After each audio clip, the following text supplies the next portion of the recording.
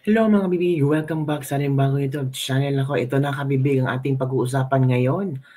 Kakasakaya sa hamon si General Torre na kung saan gusto ni Baste na kung mag-boxing sila, kung manalo man si Baste, ay magpa-hair follicle test si BBM. Nako!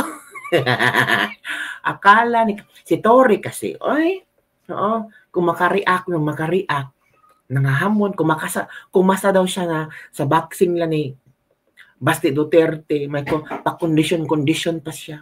Sana hindi lang siya bumanggit ng pa-condition, no? Pa-condition niya, mag-charity daw siya.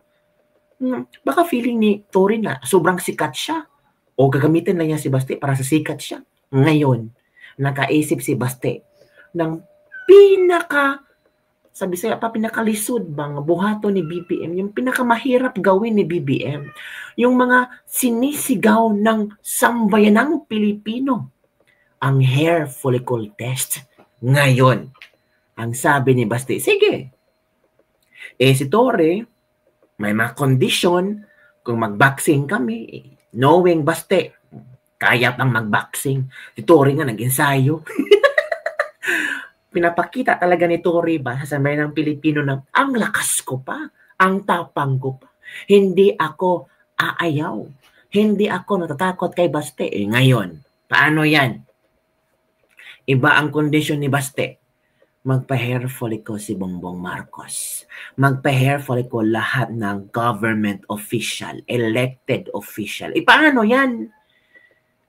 So, kung ganon, kung manalo si Baste, nako,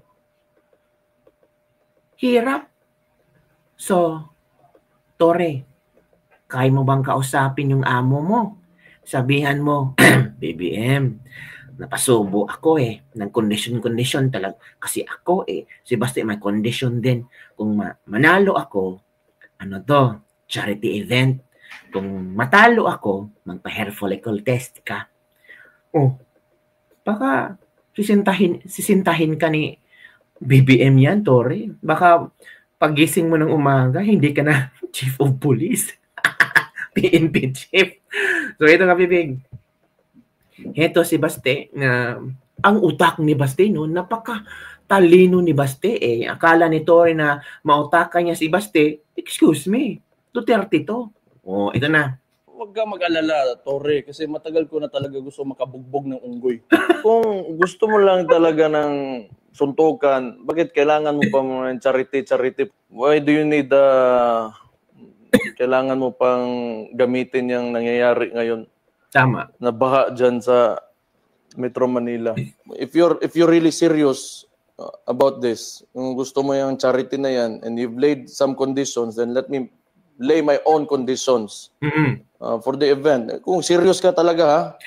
These are my conditions. Nako, ito na. Pakiusapan mo yung amo mo na presidente and let it come out of his mouth that all elected officials should undergo a hair follicle drug test. Agoy, sayop.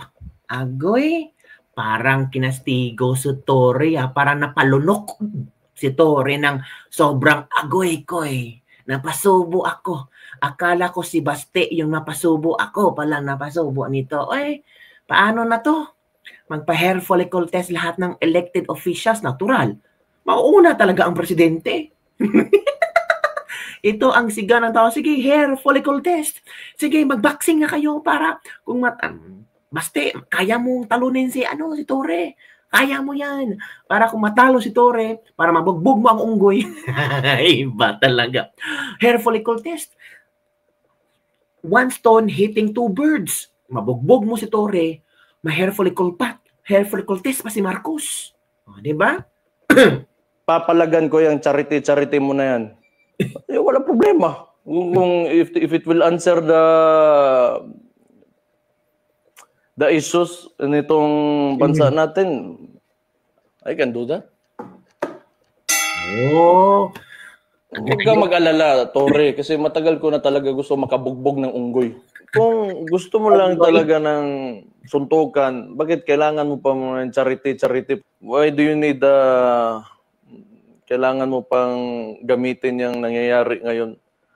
nabaha dyan sa Metro Manila. Tama. If you're really serious about this, kung gusto mo yung charity na yan and you've laid some conditions, then let me... Alam mo, ang bobo ni Torre.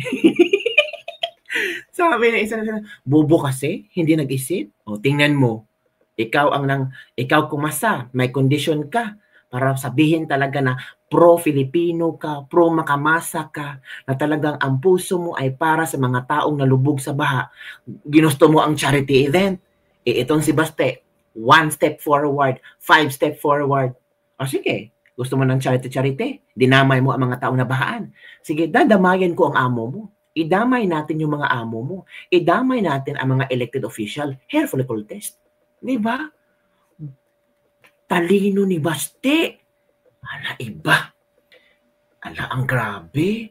Ang talino. Di ba? So, eto ang mga komento ng ating mga netizen. Why set conditions suddenly when the old man already said yes to his dare? Excuse me. Si Torre nagkondisyon. So, of course, kung si Torre may kondisyon, of course si Baste may kondisyon din. Diba? Very good condition, Mayor Baste. Magpa-hair follicle test sila. Oh. Tatay D yung version. His mannerism seems like his dad. Yung utak niya, yung galaw niya ay parang si Tatay Digong. Correct, very good. Kini, dapat talaga magpa-hair follicle test dyan na lahat ng opisyal sa bansa para makita nato ang katag nila. Ito pa. Wow, gusto ko ang kondisyon na ito. Ito ang hinihingi ng sambayanang Pilipino. Nako, Torre, ano kaya isasagot mo? Baka bigla ka na lang tumahimik. Ito pa. Agoy, hair follicle test is the key pala. Correct, Jod. Gamiton pa ang charity, ngayon, parang nasupalpal siya sa kayang charity. Hair follicle test pala ang hiningi ni Baste na kondisyon. Mate, cancel yan kasi hair follicle test. Lalong guilty. Nako. Morag, parang round 1 lang itong si Torre. Baka tatakbo na ito kasi may hair follicle test. Go, idol. Baste, 1 round lang yan si Torre. Nag-insay-ensayo, halata namang wala ng hangin. Kinapos ng hangin. Ito pa. Yes, that's good point. Hair follicle test na. Nako po. Speaks like and acts like Tatay D so much. Yes, hair follicle test for all public officials, including the first family. Charity versus hair follicle drug test. Oh, maganda, no? Magandang labanan talaga. When undergoing hair follicle test should be in public, covered by non-biased media. Dapat lang. Diba? Dapat lang kasi, mag-boxing-boxing sila doon, magpasa-pasa ang panang pagmumuka, tapos ang hair follicle test, drama-drama lang. Hindi pwedeng ganon. Hindi pwedeng ganon. O, tingnan nyo ngayon si Baste. Ang talino ni Baste. Uy, na-shock ako sa talino. Akala ko walang masasagot si Baste, iba. Akala ko si Baste ang magbaback out. Hindi pala. Parang iba ang naramdaman ko mag-back out. Ramdam ko ang kanyang pangalan nagsimula sa, diba mga kabibing?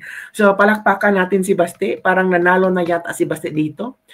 Sa kanyang kondisyon na hair follicle test, parang talo na yung pikas. Parang panalo talaga si Baste. BBM, gusto mo ba ng hair follicle test? Mag-ensayo kayo ni Torre. Ala Manny Pacquiao kayo. Kalimutan nyo muna yung pagka-chief PNP nyo. Focus muna kayo sa pag-boxing ng career nyo. Kasi dapat kang manalo kasi kung matalo ka, hair follicle test si BBM. Tapos nakakahiya, no? Ang resulta. Nalaka! Ang galing ni Baste. Believe ako kay Baste. Sino bang nakaisip ng ganun? Instant ang sagot, ha? Wala man lang ilang oras. Instant pa lang ang sagot ni Baste. Pagalikan nga natin ulit ang sagot ni Baste. Parang nagustuhan ko talaga ang sagot ni Baste. Ang galing ni Baste. Sabi na netizen, yan ang dapat mangyari. Hair follicle test. Perfect talaga ito si Baste. Ang galing ni Baste talaga. So ito kabibig, manood tayo ulit. Parang gusto kong panoorin ulit kasi parang naalala ko si Tatay Digong magsalita ba, no? Ito na. Huwag ka mag-alala, Torre, kasi matagal ko na talaga gusto makabugbog ng unggoy. Gusto ko din itong unggoy. Matagal na akong gusto makabugbog ng unggoy. Yung unggoy, Torre. Grabe si Baste. Uy, Baste, sinampal mo talaga ng todo si bugbog na si Tori sa'yo. Hindi pa nga nagsimula ang boxing, bugbog na si Tori sa'yo, Baste. Kung gusto mo lang talaga ng suntukan, bakit kailangan mo pa mga charity? Why do you need kailangan mo pang gamitin yung nangyayari ngayon? Tama si Baste, no? Kung gusto mo talagang bugbugan, why you use charity? Bakit magbugbugan na lang tayo dyan sa boxing ring? Kailangan ba talagang idamay ang mga tao? Bakit mag-charity? Tama si Baste, no? Sino bang unang, si Baste ng hamon? Kumasa si Tore. Si Tore may kondisyon. Unfair naman si Baste, walang kondisyon. May kondisyon yun si Baste. Nabaha dyan sa Metro Manila.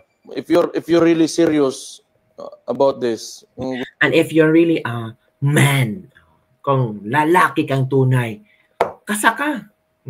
Kondisyon, hair follicle test. Di ba? Sabi na iba, huwag Baste, baka anuhin ka Baste, baka ikulong ka. Baka maki-OGC ka. Gusto mo yung charity na yan and you've laid some conditions, then let me lay my own conditions for the event. Kung serious ka talaga ha, these are my conditions. Pakiusapan mo yung amo mo na presidente and let it come out of his mouth that all elected officials should undergo a hair follicle drug test. Papalagan ko yung charity mo na yan. Galing sa bibig si BBM talaga magsalita, hindi si Torre ha. Galing talaga sa bibig ni BBM. Si BBM talaga magsalita. Magsisimula tayo, ako mag-hair follicle test, lahat na elected official mag-hair follicle test. Oy. Wala problema. Kung if it will answer the